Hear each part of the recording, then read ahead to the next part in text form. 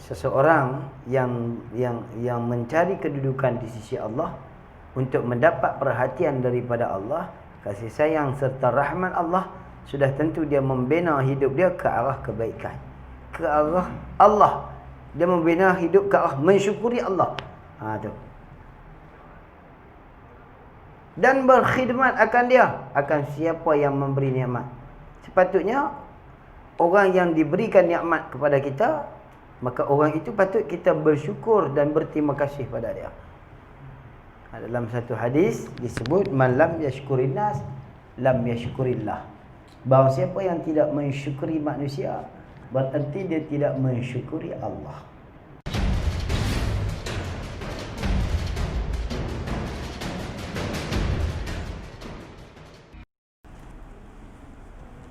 Kusuat.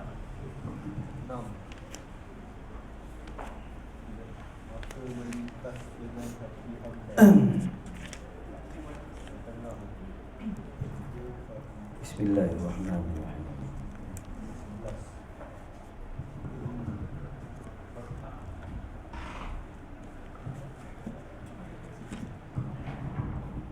إلى حضرة النبي مصطفى رسول الله صلى الله عليه وسلم وإلى كافة الأنبياء والمرسلين وإلى أصحاب الكرام التابعين وتابع التابعين وإلى الأربعة الأئمة المجتهدين والمسلمين والمسلمات والمؤمنين والمؤمنات للوالدين ومعلمين وذوي الحقوق علينا، وخصوصا إلى مؤلف هذا الكتاب شيخ لله لنا ولهم الفاتحة.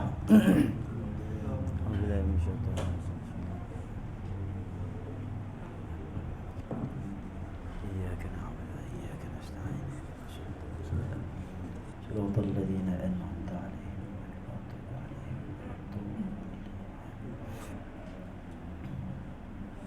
بسم الله الرحمن الرحيم. الحمد لله رب العالمين، والصلاة والسلام على سيد المرسلين سيدنا مولانا محمد وعلى آله وصحبه أجمعين. اللهم صل وسلم وبارك على سيدنا محمد الفاتح لما أغلق والخاتم لما سبق ناصر الحق بالحق والهادي إلى صراطك المستقيم وعلى آله وصحبه حق قدره ومقداره العظيم.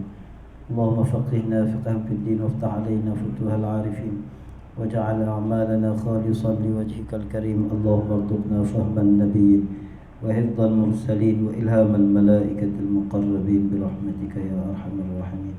اللهم أخرجنا من ظلمات الوهم وأكرمنا بنور العلم وافتح علينا أبواب فضلك وانشر علينا خزائن رحمتك برحمتك يا أرحم الراحمين. وصلى الله على سيدنا محمد وعلى آله وصحبه وسلم والحمد لله رب العالمين.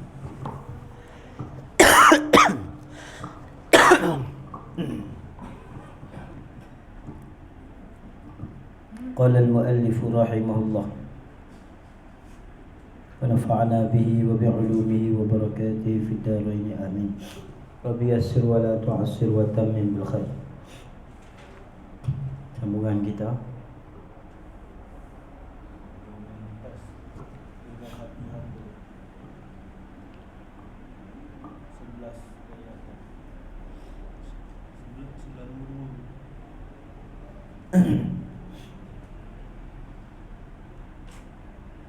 kata musannif rahimahullah, maka melintas dengan hati hamba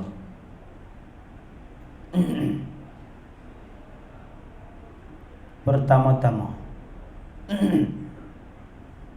tiap-tiap suatu, maka berkata ia hamba, bahwasanya aku mendapat akan diriku diberi nikmat atasku dengan bagai-bagai nikmat, seperti hidup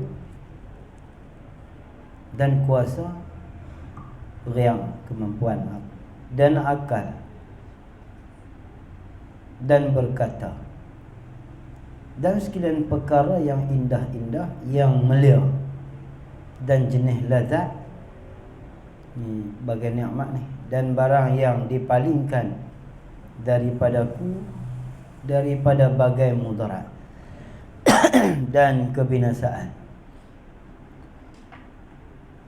dan kebinasaan. Takat tu.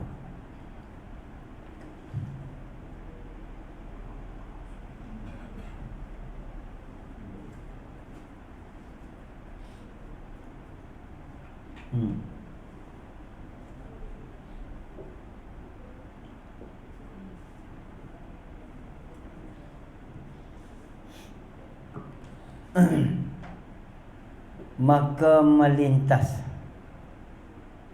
Apa dia melintas? Yakni maka apabila melintas oleh khatir yang samawiyah itu.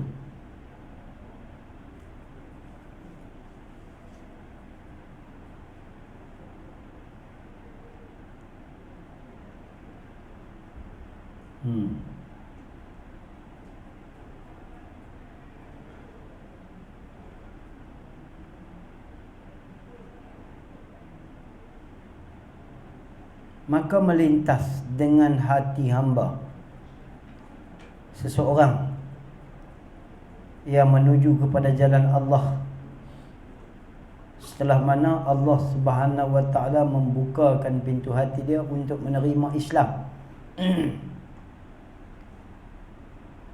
Dengan makna dia menjauhkan diri dia daripada negeri yang banyak tipu daya, menuju kepada negeri yang kekal, membuat persediaan bagi mati sebelum kedatangannya mati.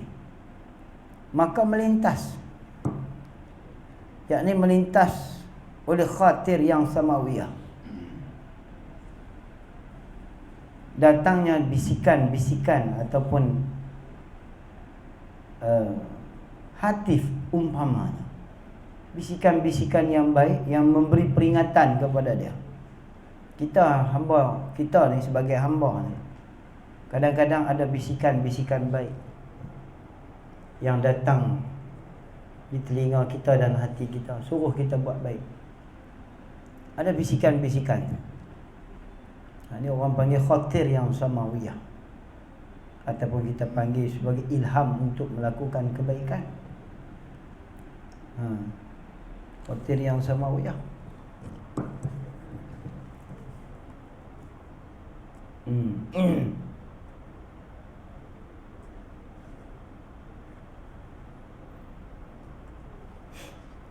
Sebelum kita melakukan amal ibadat, penggerak untuk kita melakukan amal ibadat itu kadang-kadang ialah khatir samawiyah. Khatir samawiyah ni maknanya gerakan dan bisikan yang bangsa batin. Tu. Dia mai bagi tahu, dia bisik dalam hati kita, hang baca hak ni, hang baca hak ni, hang kena buat lagu ni. Itu khatir yang samawiyah. Ketika seorang itu nak menuju kepada Allah, dia mesti ada khatir samawiyah. Ni. Maka melintas dengan hati hamba. Melintas dengan hati hamba, yakni tengok dalam, pada hati barang mana hamba yang telah Allah Ta'ala berikan baginya taufik. Tu. Hati seorang hamba yang ada taufik untuk beramal ibadat, ada bisikan-bisikan tu. Apa yang nak dimaksudkan oleh Tuan Musannif kita, orang yang berjalan menuju kepada Allah akan ada itu. Dan bisikan-bisikan kebaikan perlu kita terima dia sebagai kebaikan. Bisikan, ada bisikan kejahatan dan ada juga bisikan kebaikan. Bisikan kebaikan ni dipanggil sebagai khatir samawiyah, ataupun dalam arti kata yang lain diumpamakan, disebut sebagai ilham. Begitu juga dengan hatif. Hatif ni makna suara yang tidak bertuan. Kadang-kadang kita dengar suara orang bisik dekat kita, orang bercakap dengan kita, "Hei," dia kata dekat kita, "Sabar engkau." Suara tu jelas-jelas dengar, itu nama dia hatif. Tapi peringkat kita ni jarang hatif tu mai. Peringkat kita ni khatir samawi saja. Khatir samawi ni selalunya dia bagi dekat hati. Hati kita gerak untuk kebaikan. Itu nama dia khatir samawi. Tapi kalau hatif ni telefon. Apa dia hatif? Telefon yang mana kita faham suara bunyi tapi tak ada Tuhan. Suara bunyi seperti tak ada tapi tak ada Tuhan. Macam mana Ibrahim bin Adham, ketika mana dia sentiasa, orang kata apa, dia masuk hutan kerana nak meraihkan minat dia memburu berpakaian dengan pakaian raja, sehinggalah sampai satu bisikan kepada dia, adakah engkau dijadikan kerana ini? Adakah engkau dijadikan kerana ini? Adakah engkau dijadikan kerana untuk nak memuaskan nafsu engkau, berburu dan sebagainya? Sehinggalah dia merenung-renungkan perkataan itu. Lalu dia tinggalkan pakaian sultan, bertukar dengan pakaian dengan seorang yang sufi, seorang fakir. Dia menuju ke tengah padang pasir, meninggalkan istana dia, meninggalkan kedudukan dia sebagai anak raja pada ketika itu. Lalu dia menuju kepada jalan Allah Subhanahu Wa Taala, sehingga Allah Taala angkat dia menjadi auliaillah, orang yang ingat hati kepada Allah Subhanahu Wa Taala, menjauhkan diri daripada sebarang maksiat. Maka melintas dengan hati hamba pertama-tama, yakni di awal-awalnya,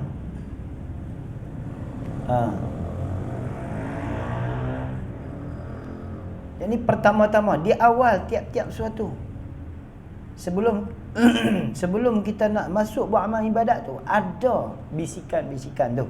Itu kata pertama-tama, yakni sebelum. Tengok di dalam tu dia kata, yakni maka apabila melintas khatir yang samawiyah itu pertama-tama tiap-tiap suatu, maka berkata hamba itu di dalam hatinya bahwasanya hingga akhir. Tu.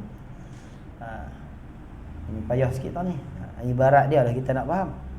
Maka melintas, yakni hati seorang hamba yang masuk ke jalan Allah itu ada terlintas di dalam hatinya oleh khatir samawi. Ketika mana? Ketika mana? Ketika permulaan, sebelum dia masuk melakukan sesuatu daripada amal ibadat.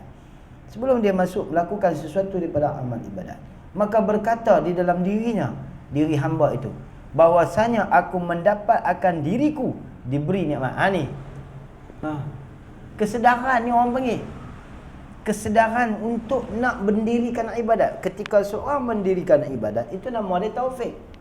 Jadi mesti ada dorongan untuk buat taufik tu. Kadang-kadang dia merenung, kadang-kadang dengan sakit yang Allah Ta'ala bagi dekat dia, ni sebagai satu peringatan dekat aku ni. Mujuklah tadi Allah Ta'ala tak kenakan aku tadi dengan kepala trailer tu. Mujuk sangatlah. Ini Allah Ta'ala bagi peluang kedua aku hidup. Allah Ta'ala bagi peluang kedua aku hidup. Kalau tengok adat tadi, mati dah aku. Allah bagi peluang kedua aku ni hidup. Dia pun taubat, dia pun semayang, qada, puasa, sunnah, sedekah, apa saja kebaikan dia buat. Itu maksud dia khatir samawi. Bisikan dalam hati sebelum menggerakkan dia melakukan amal ibadat. Aku ni lama dah ni duduk jahil ni. Aku ni lama dah ni. Allah Ta'ala bagi nikmat dekat aku ni. Apa yang nikmat lagi yang aku nak cari, sedangkan semua nikmat aku ada. Mata aku sihat, telinga aku sihat, panca indera aku sihat, harta banyak, bini ramai. Apa lagi yang aku nak? Itu orang panggil khatir samawi. Maka pada ketika itu menjadi penggerak untuk dia melakukan amal ibadat. Itu maksud dia perkataan ni. Boleh? Boleh tak? Faham tak? Tu jaga ni, tahu ni. Tak hidup baca maka melintas, tak faham melintas apa dia? Dengan hati hamba pertama-tama mampu ayat dia. Itu maksud dia. Maknanya bisikan yang hadir di dalam hati menggerakkan seseorang itu melakukan sesuatu amal ibadat. Itulah dinamakan khatir samawiyah. Allah Ta'ala bagi anugerah tu kat kita. Allah tak lupa kita, Allah ingat kita. Ya, sama lah. Campakkan dalam hati. Gerakan untuk kita berbuat ibadat. Kan berbuat ibadat tu taufik. Sebelum tu apa? Sebelum tu khatir samawiyah. Aku ni banyak hari dah tak pergi mengaji. Lepas tu malam ni tak pergi lagi. Mandi tak kita pergi terus. Tu. Tu khatir samawiyah. Tapi kalau Allah Ta'ala tarik tu, tak ada khatir samawiyah. Lama aku tak mengaji. Tu banyak ingat balik. Aku lama tak duduk dalam majlis ilmu, aku lama tak berhubung silaturahim, aku lama itu ini. Itu tidak ada khatir samawiyah. Semuanya nafsu. Tu. Banyak tu. Banyak. Jangan ditipu. Jangan nampak macam ringkas tapi inna nurah, hadis Nabi baca, Nabi kata idza dakhala al-qalba infata wa insyaraha. Hati seseorang ini perlu dipenuhi dengan nur setiap masa, setiap waktu.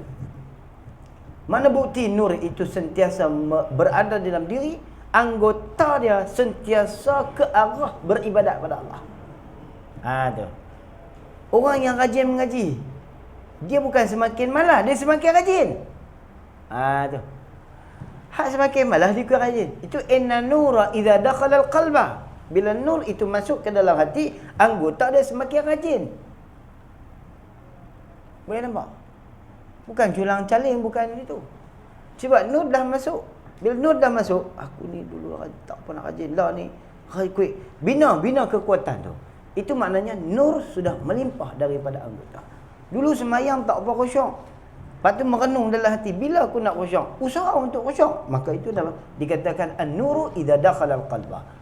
Infadha wa anshara. Dia ke arah yang terlebih baik, bukan ke arah, bukan mengundurkan ke belakang, dia menuju ke depan. Yang tidak takwa membina diri untuk takwa. Yang tidak berkebajikan membina jiwa diri untuk berkebajikan. Yang tidak rajin bagi jadi rajin. Yang malah qada bagi jadi qada. Yang malah mengaji bagi jadi mengaji. Yang tak bersedekah buat sedekah. Itu inna nura idza dakhala al-qalba infazha wa ansharaha. Terpancarlah cahaya itu ke seluruh anggota. Maka anggota kita yang bergerak. Nampak? Anggota kita lah yang bergerak. Kemudian katanya, maka berkata di dalam dirinya, kena jaga tu.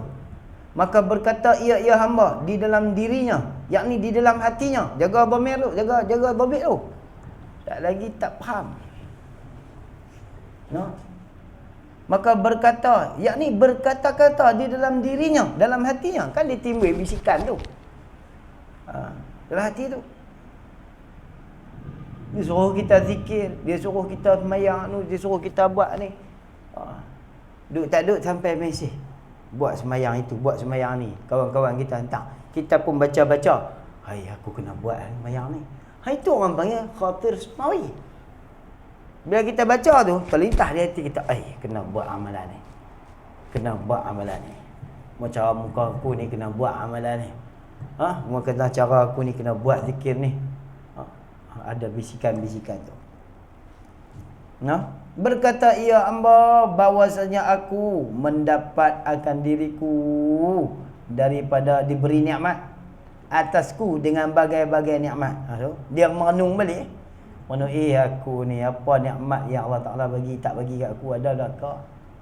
Apa nikmat yang Allah Ta'ala tak bagi kat aku, makan lalu lagi. Kan? Tidur cukup. Isteri pun ada, anak pun ada. Tak ada apa yang nak, tak ada kekurangan apa. Jadi dia merenung balik. Tu nama ada nur lah. Nur. Itu dia isti'adad lil maut qabla nuzulihi. Mana dia buat persediaan untuk bertemu dengan mati sebelum kemunculan mati itu. Sebelum kemunculan mati itu. Dalam Quran Allah Subhanahu wa taala sebut mengenai tentang nikmat yang Allah Taala kurniakan kepada kita. Wa in ta'uddu ni'matallah la tuhsuha. Allah kata, kalau kamu hitungkan nikmat yang Allah Taala kurniakan kepada kamu, kamu tak akan mampu menghitungkan nikmat tersebut. Kenapa? Terlalu banyak nikmat-nikmat yang Allah Taala sudah kurniakan kepada kamu. Terlalu banyak.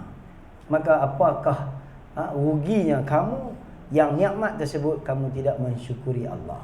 Rugi lah. Hei manusia yang rugi. Kita kena bangsakan diri kita manusia yang rugi. Barulah nak timbul kesedaran. Jadi maka berkata ia hamba bahwasanya aku mendapat akan diriku, aku tahu mendapat ni mana, aku rasakan aku diberi nikmat oleh Allah Subhanahu wa taala dengan berbagai-bagai nikmat. Hidup. Kita celak mata pagi, jangan kita lupa kaedah dia yang saya duk pegang sampai kelar. Kita bangkit pagi, nikmat kita apa yang paling besar sekali?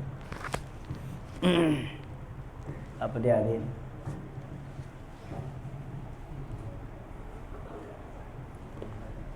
Ha? Kita celak-celak mata, alhamdulillahillazi ahyana ba'dama amatana wa ilaihi nusyur. Nikmat apa yang paling besar sekali waktu pagi kita setelah bangkit setelah kita bangkit tidur? Apa nikmat? Nikmat apa? Ha? Makan. Akal. Nikmat akal.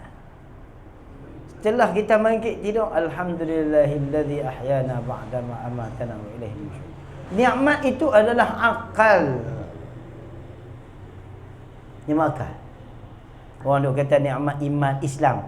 Kalau tak ada akal, apa guna iman Islam? Mana ada? Celak pagi masih ada akal. Kenal tengok muka bini aku kenal. Celak-celak tengok pagi tak kenal muka bini. Gila habis. Celak-celak pagi tengok anak pun tak kenal, dipijak anak jadi kebau, pijak anak. Kebau jantan pijak anak, bangkit pagi pijak habis anak. Tak tahu apa pijak-pijak mati pakai buang. Semua naik kan 3 suku. Jadi yang utamanya ialah akal sebagai memimpin seseorang itu berjiwa dengan Islam. Tu. Itu nikmat besar tu. Maka diri di sini ialah akal. Diri yang hidup serta berakal. Seperti nikmat hidup. Hidup tanpa akal sia-sia. Tak ada apa hidup tanpa akal ni. Tapi bila hidup serta dengan akal, tu dia abang tu, akal tu ada depan tu. Seperti hidup, kita terbit main hidup lagi. Dan kuasa, ada riang. Kemudian akal, tambah. Barulah boleh bercakap. Mangkit-mangkit pagi tak boleh nak bercakap. Jam. No? Mangkit-mangkit pagi, lidah lepas ke dalam. Dia jadi lagu tu. Jam. Orang yang biasa ada mangkit pagi boleh bercakap. Tiba-tiba mangkit pagi tak boleh bercakap. Subhanallah. Allah Ta'ala tarik nikmat tu. Na'udzubillah. Takut tu. Kalau gila pitoi senang lah. Tak gaduh kata apa. Seperti hidup. Nikmat besar. Hidup ni maknanya masih berada dalam keadaan roh. Tidak mati. Hidup. Tidak mati. Dan kuasa. Ada riang. Kuasa ni makna bukan kita ni ditimpa stroke. Kalau kena stroke habis. Duduk terlentang bangkit pagi sengak badan, tak boleh kata apa. Tak boleh buat apa. Dan akal tak gila. Dan berkata-kata tak bisu. Bangkit pagi apa tak boleh kata, bisu. Pening weh. Dan berkata-kata dan sekalian perkara yang indah-indah. Bangkit pagi tengok bini duduk sebelah. Dia buat lupa pergi anak tu. Tengok bini tu. Nikmat yang indah-indah. Apa dia ada nikmat yang indah-indah? Apa dia nikmat yang indah-indah? Indah belaka nikmat Tuhan ni. Yang mulia dan jenis lazat. Benda sedap-sedap. Macam makanan lazat. Walladzati. Seperti mana benda sedap-sedap. Paling sedap kali jima'.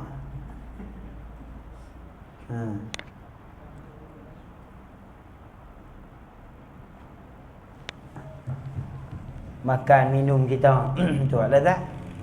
Makan minum kita, pakaian kita, kenderaan kita sedap belaka tu. Pakaian ada dua. Pakaian ada dua lah. Pakaian rohani, pakaian jasmani. Tu pakaian. Lepas tu makanan pun ada dua. Makanan jasmani, makanan rohani. Tu. Rasa tu tak faham lagi tu. Dan barang yang dipalingkan, dijauhkan. Dijauhkan daripadaku, daripada bagai mudarat, sakit demam, musibah dan kebinasaan musibah. Kebinasaan musibah lah. Min durubil mudarri, wal afat.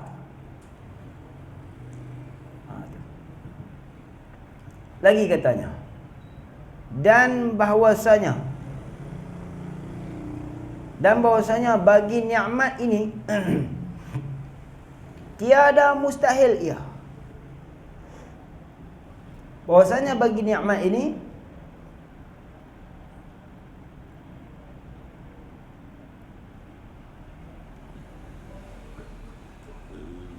dan tu bukan makon.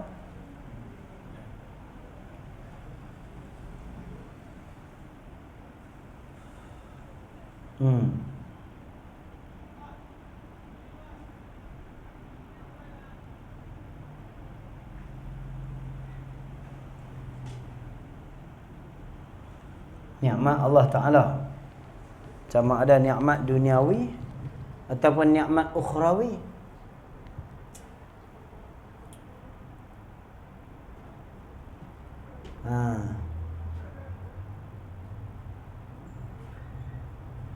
Nikmat yang bangsa dunia dan juga bangsa akhirat.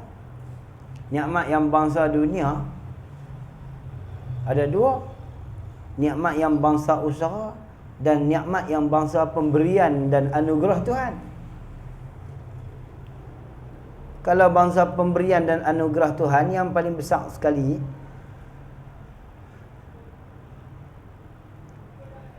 fungsi roh yang mempunyai akal, itu antara nikmat yang anugerah Tuhan. Roh yang ada dalam tubuh badan kita serta mempunyai akal. Ada roh yang tak ada akal. Roh berserta dengan akal yang berfungsi di dalam badan kita, sehinggalah menampakkan kemuliaan pada akal seseorang. Sehinggalah seseorang itu boleh menentukan kebaikan di dalam kehidupan dirinya dan keluarganya serta masyarakatnya, seperti dia mampu untuk berfikir dan memahami kebaikan serta bertutur ke arah kebaikan. Itu dalam syarah lah, saya cakap itu dalam syarah. Tu. Maknanya nikmat yang bangsa dunia ada dua jenis. Sama ada nikmat itu usaha ataupun adalah pemberian.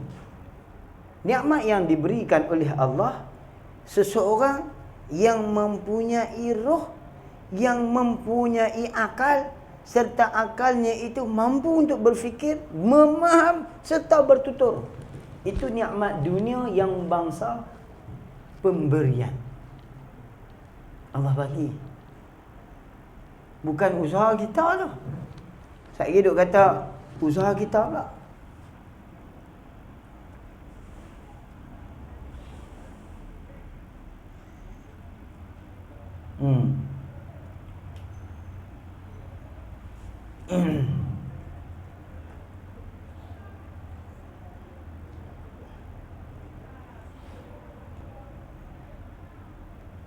Nikmat yang bangsa dunia.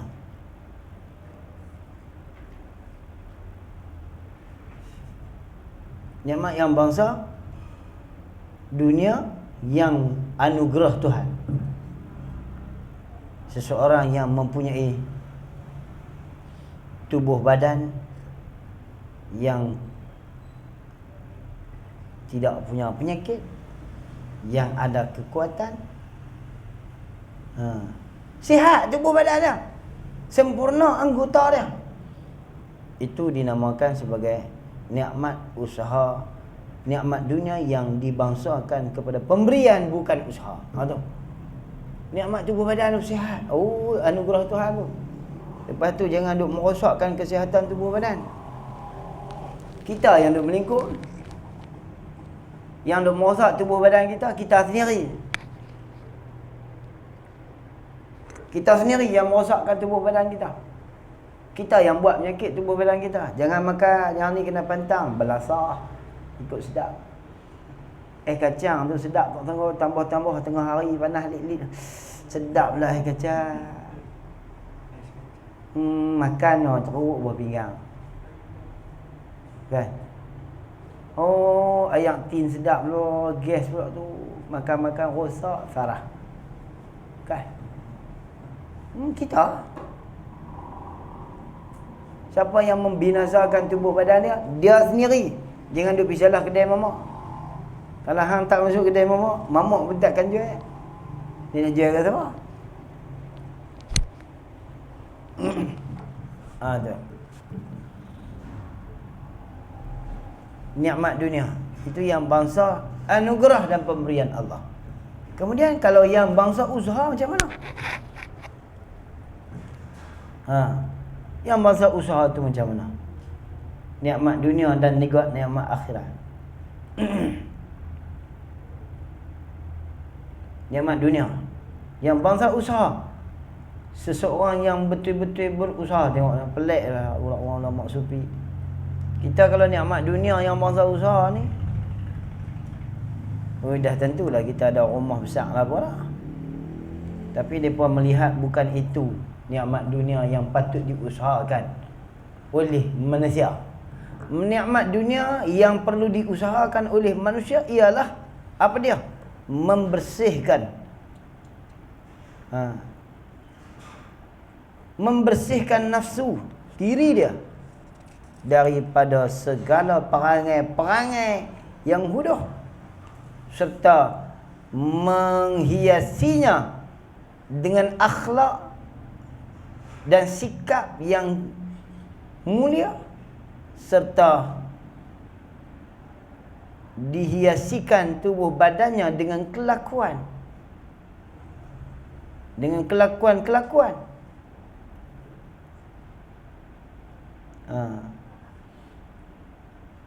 Dengan kelakuan-kelakuan yang baiklah.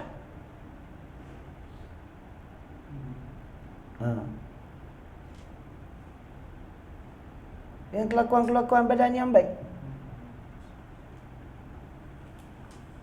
Sikap-sikap yang baik yang menjadi perhiasan yang baik pada tubuh badannya.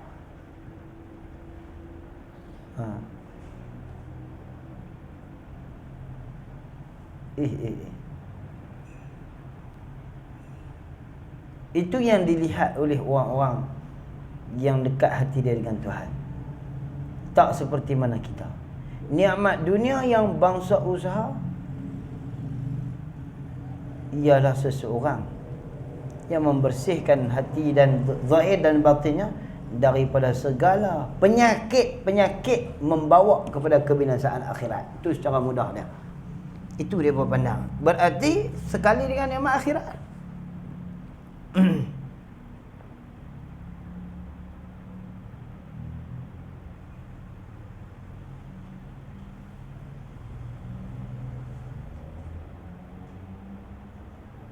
Baik. Kemudian kata musannaf rahimahullah,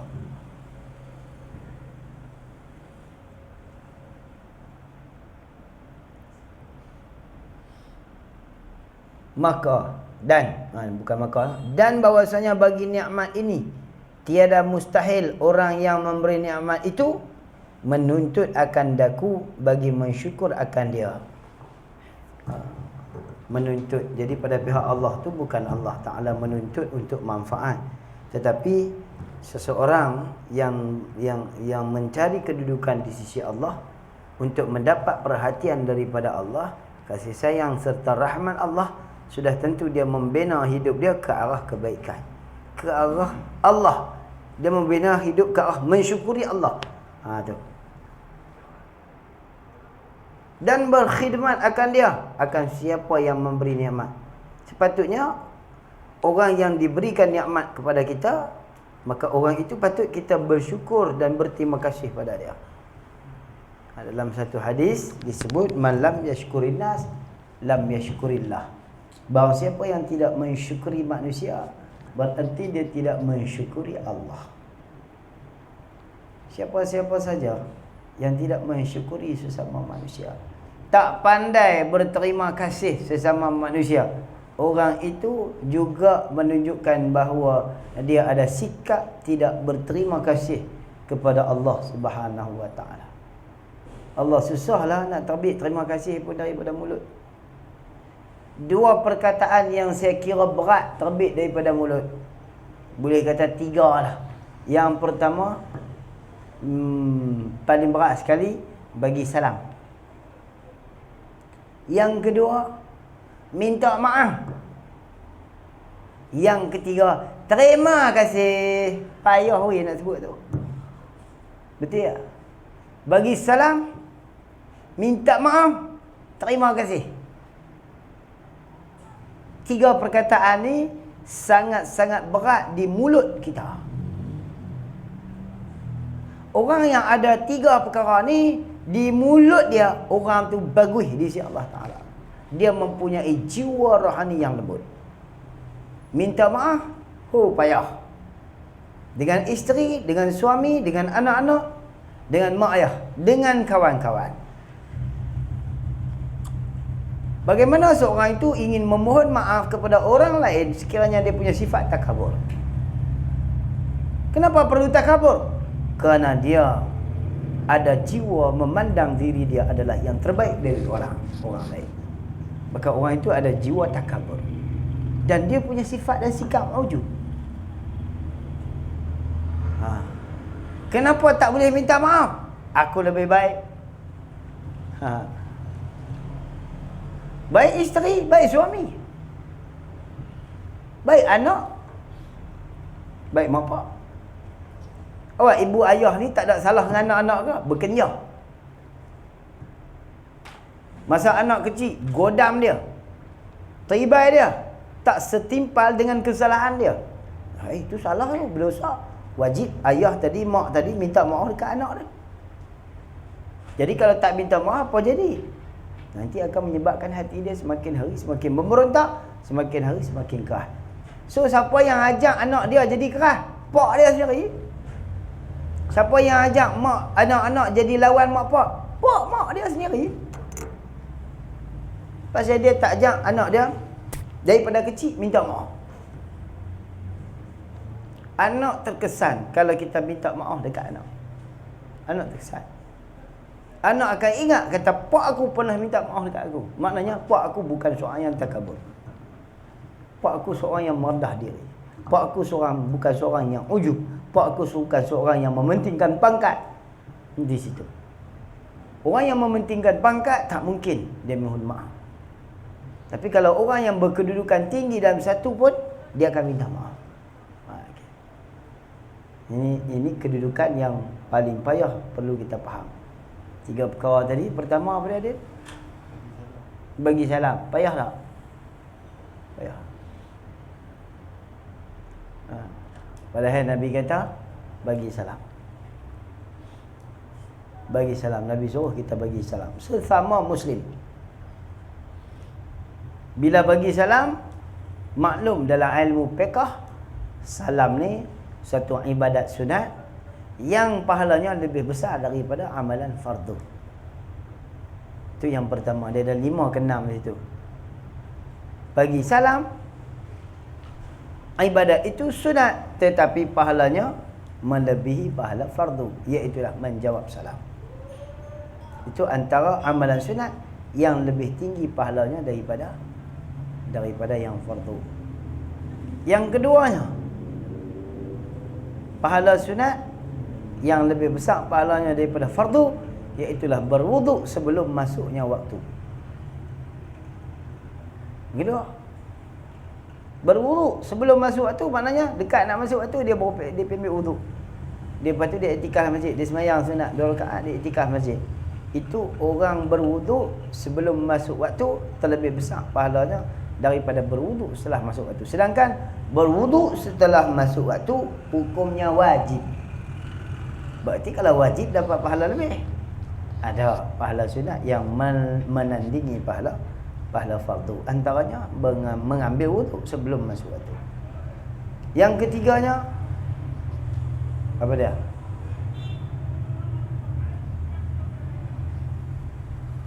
Yang ketiga apa? Menghalalkan hutang. Membayar hutang itu wajib, pahala. Tetapi menghalalkan hutang itu sunat, berganda-ganda pahalanya. Tak apalah kalau RM50, tak apalah gagas 102. Kena RM10,000, RM20,000, tuang juga kali aku. Kedak aku ligas sampai depan rumah. Tu. Mau sikit-sikit tak apa, kalau banyak. Oh, letih weh. Tapi lagu mana? Kalau tidak disabar. Kalau tak sabar, oh payahlah. Ubat sabar ni apa dia? Apa dia ubat sabar? Di mana terjadinya sabar? Sahur. Di mana terjadinya sabar? Apakah sikap yang membuatkan seseorang itu jadi sabar? Apa dia?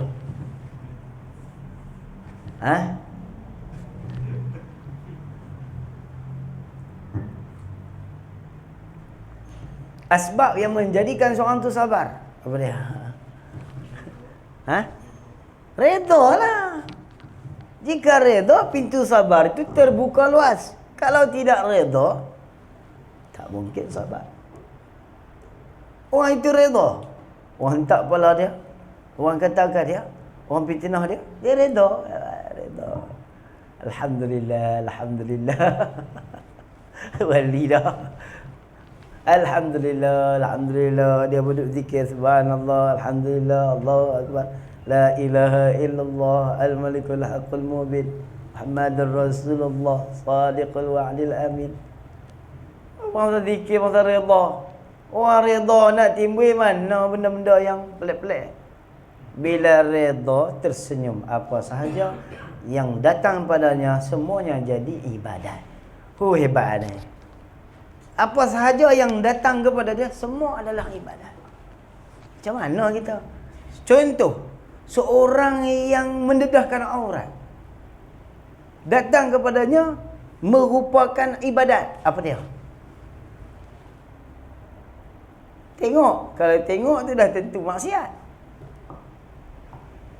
Nak lari, lari pun tak kita takut jadi biak mudarat pula. Oh, dah tentu. Paling-paling tak ada pun menimbul perasaan benci kepada maksiat. Bukan itu orang aku benci, tapi perbuatan maksiat itu yang aku benci. Habis macam mana cara? Pertama sekali, iaitulah yang selekeh-lekeh iman, benci kepada maksiat. Jadi ibadat. Benci kepada maksiat. Maksiat ni aku tak mau. Nah, macam kita pernah sebut dulu masa kita baca kitab Nawak dulu ni, seseorang itu tidak mungkin sampai kepada darjat seseorang itu tidak mungkin sampai kepada darjat taubat nasuha selama mana di dalam hatinya tidak melihat segala maksiat itu berupa bangkai. Faham tak? Selagi mana dia belum timbul di dalam hati jijiknya maksiat seperti mana bangkai, selagi itulah dia belum mendapat taubat nasuha. Allahu akbar. Tuang habis talian kita. Kan? Tuang habis. Seorang itu tak mungkin sampai kepada darjat taubat nasuha selagi dia belum melihat kepada sesuatu maksiat itu sebagai najis. Selagi dia melihat dan cenderung hati kepada maksiat itu dan dia tidak melihat kepada bangkai maksiat itu, berarti dia belum mendapat taubat nasuha.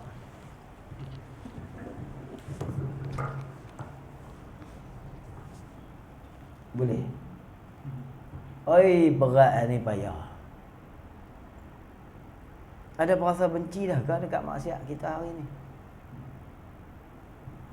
Maksiat ni berlambat-lambat. Kalau maksiat zahir pun kita tak mampu untuk timbulkan perasaan benci seperti mana bangkai, jangan diharap maksiat batin itu boleh kita membencikan dia. Allahu akbar. Boleh faham? Kalau maksiat zahir pun belum benci, apatah lagi maksiat yang bangsa batin yang tak dilihat oleh manusia. Bahkan ramai manusia yang tertipu dengan maksiat batin.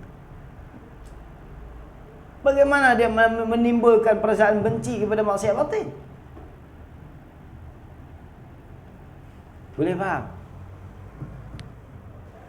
Apa tujuan mengaji ilmu tasawuf? Tazkiyatun nafus. Tazkiyatun nafs wa takhliyatuha al-mahmudata. segala yang mentakhliyahkan akan nafsu itu daripada segala sifat-sifat yang mahmudah. Apa tujuan mengaji tasawuf? Membersihkan hati daripada segala sifat-sifat ar-radha'il al-madhmumata, segala pangai-pangai, sikap-sikap yang bodoh.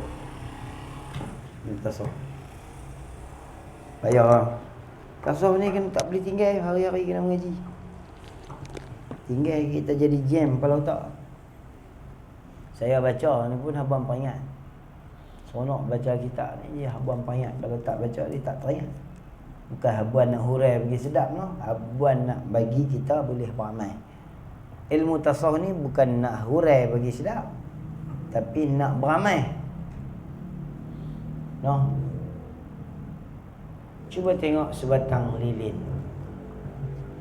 Apabila dia membakar, sedar ataupun tidak sedar, di kelilingnya gelap, sedangkan orang lain mendapat cahaya. Betul tak?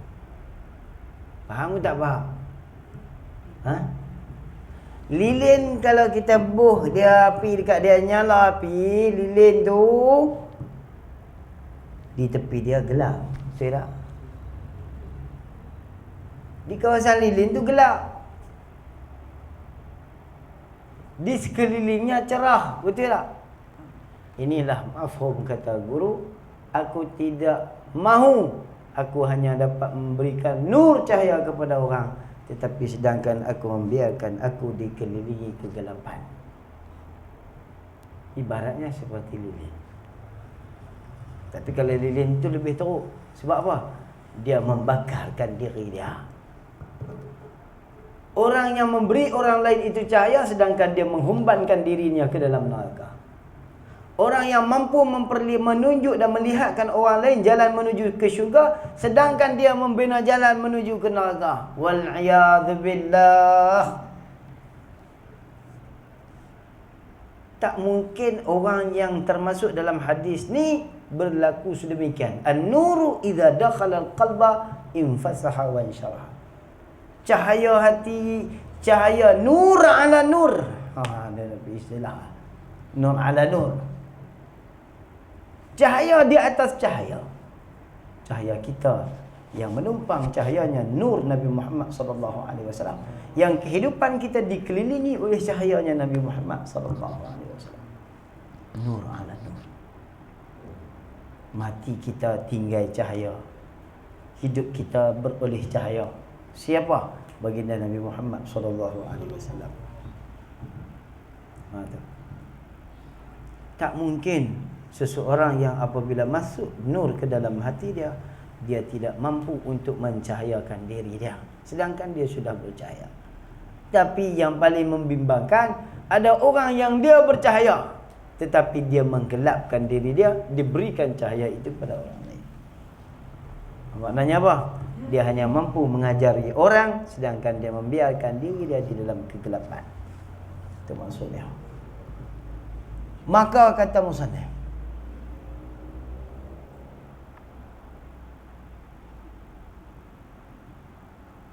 sedangkan lilin, apa dia lagu tu, lagu apa umpama lilin, lagu apa?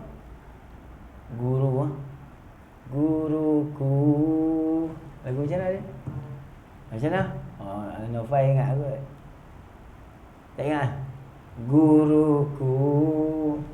Lagu Sautul Amal ke apa? Tak ingat. Kan lagu lama dulu ni, nasyid tu. Nasyid lama. Kemudian katanya musannaf rahimahullah,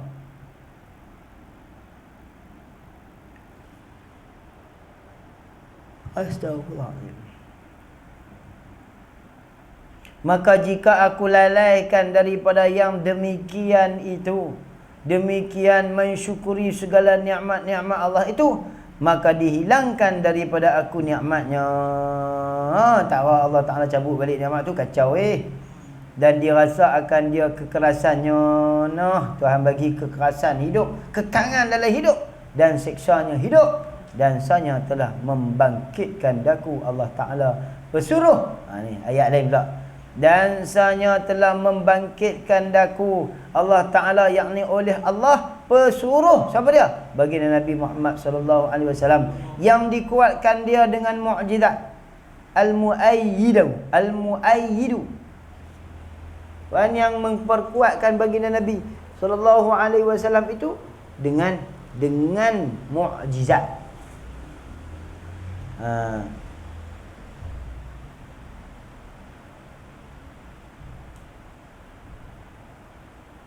Wa qad ba'atha ilayya rasulan ayyadahu bil mu'jizadil khariqah lil 'adatil kharijah an maqduril bashar.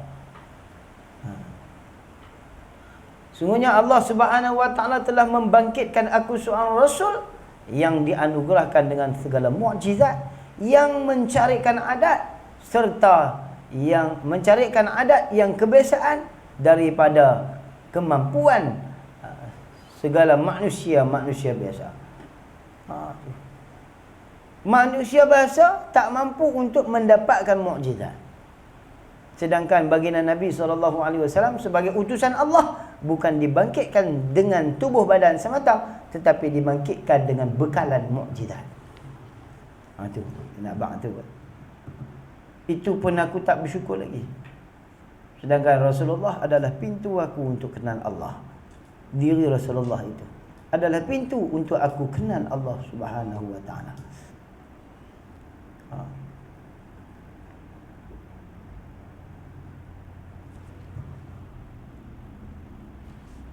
Kemudian katanya musannif rahimahullah. Jadi ya, tak mana nak berhenti.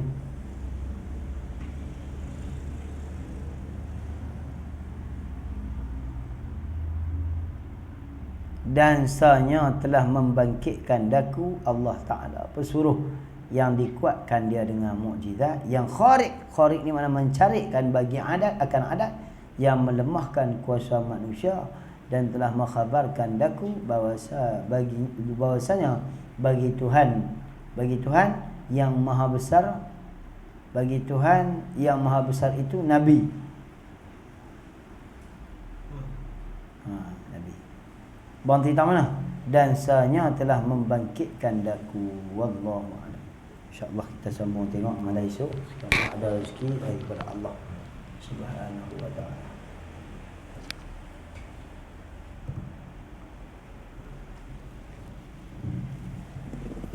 Bismillahirrahmanirrahim. Alhamdulillahirabbil alamin.